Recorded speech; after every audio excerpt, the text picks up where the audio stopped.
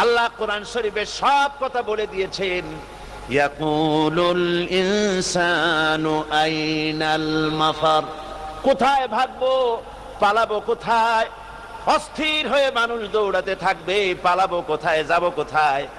আল্লাহ বলেন কাল্লা লা ওয়াজারা ইলা রাব্বিকা ইয়াউমাইযিনিল মুস্তাকার। ভাগবার কোনো রাস্তা নাই, পালাবার কোনো পথ নাই, একমাত্র তোমার রব ছাড়া, আল্লাহর দরবার ছাড়া পালানোর কোনো রাস্তা আজার নাই। আমার বন্ধুগণ, এই কঠিন সময়, এই কঠিন দিনে, পরকালের এই দিনে, কিয়ামতের এই মারাত্মক অবস্থায় সকলকে উঠতে হবে। আল্লাহ পাক বলেন এরপরে কিয়ামত অনুষ্ঠিত হয়ে যাবে। সূরা ফুরকানে আল্লাহ বলছেন ইযা রাআতুহুম মিন মাকানিন বাঈদিন সামিউ লাহা তাগায়্যুযান ওয়া যাফীরা। যখন তাদেরকে জাহান্নাম দেখতে পাবে, অর্থাৎ জাহান্নামের, যখন তারা জাহান্নামের দিকে অগ্রসর হবে, তখন তারা দূর থেকেই জাহান্নামের ক্রোধ এবং তেজস্বী আওয়াজ শুনতে পাবে। জাহান্নামের আওয়াজ, বিকট আওয়াজ। ওই যে কক্সবাজারের সমুদ্র সৈকতে ভ্রমণ করতে গিয়ে সমুদ্রের তুফানের আওয়াজ শুনছেন না? কথা বলেন না কেন? সমুদ্রের তুফানের আওয়াজ শুনেছেন তো?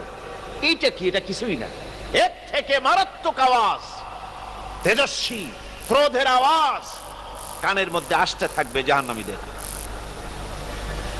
আল্লাহ রাব্বুল আলামিন বলেন وَإِذَا أُلْقُوا مِنْهَا مَكَانًا ضَيِّقًا مُقَرَّنِينَ دَعَوْا هُنَالِكَ ثُبُورًا। যখন তাদেরকে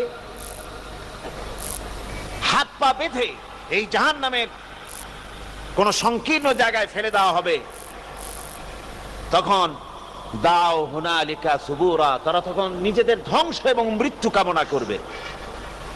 আল্লাহ বলেন লা তাদউল ইয়াউমা সুবুরান ওয়াহিদান ওয়াদউ সুবুরান কাসীরা। আজকে এক মৃত্যু ডেকো না, অসংখ্য মউত ডাকো। আজকে মউত আর তোমাদের আসবে না, অসংখ্যবার ডাকলেও মউত তোমাদের আসবে না।